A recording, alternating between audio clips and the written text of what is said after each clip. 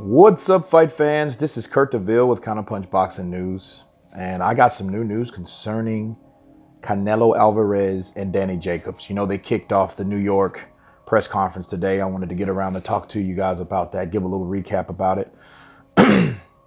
It looks like it's going to be a good fight. Two respectable guys. The fight could easily be made, like I said before, the Zone. They're both on the same platform. They're marketing the same brand. You have two champions, you know.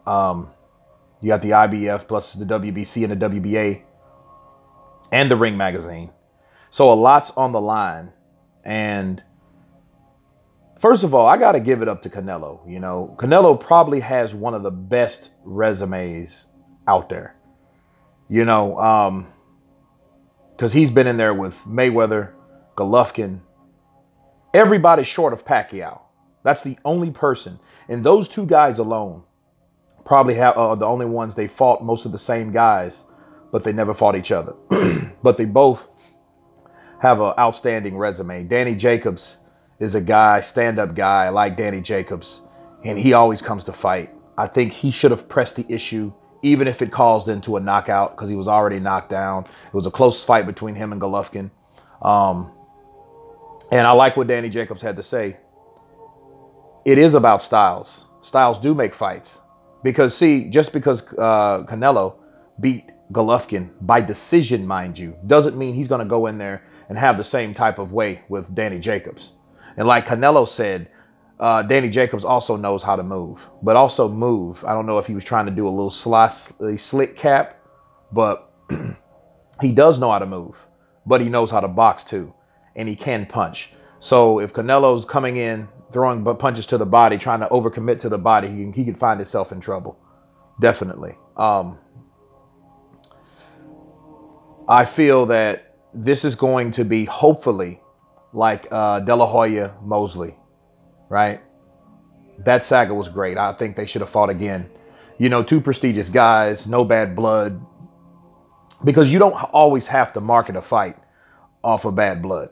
You can have two stand-up guys that are cordial, that respect each other, like Gotti and Wad.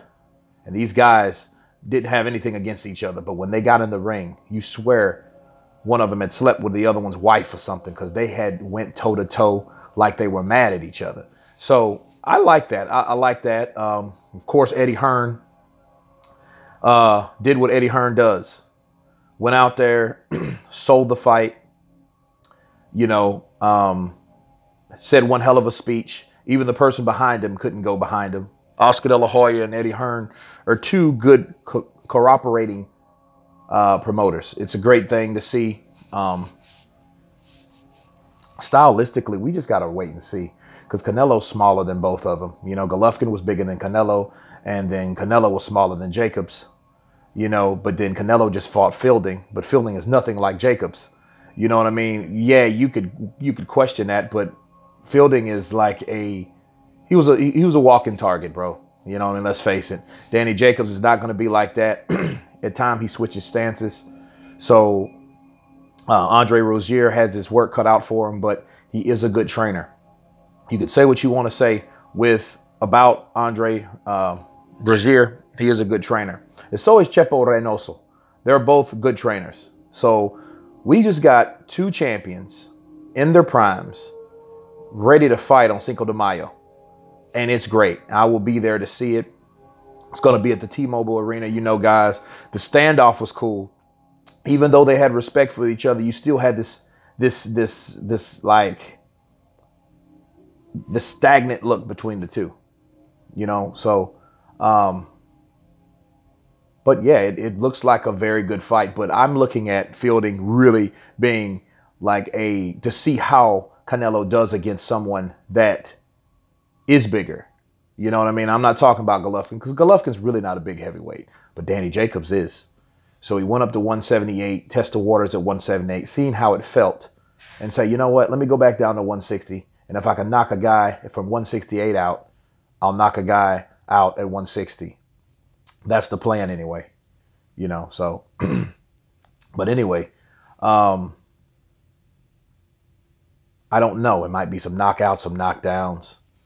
But it looks just like a great fight. I'm excited about it. It's going to be on the Zone, guys. $9.99, $10 a month. You know, you get to see your best fights.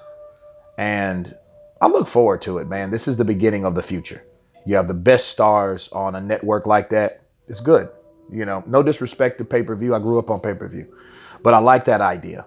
I like that idea. If I'm working long on set, I can get off. If I get off at 12 or 1 o'clock, I can watch this fight. Or if I'm in my trailer at work, I can watch this fight wherever I'm at, given I have signal. You know what I mean? But no, this fight looks like it's going to be a good fight. Canelo, he did mention knockout. So did Danny Jacobs. But, you know, I think Danny Jacobs is just going to try to fill out Canelo. They know what they're up against. They respect one another. And I don't think they're going to overcommit and do something careless in there. So I think the first few rounds is going to be a touch and go. But at the end of the day, you're going to have a great fight. But anyway, you guys tell me what you think about the press conference. Of course, please subscribe. And you guys been counterpunched. Peace.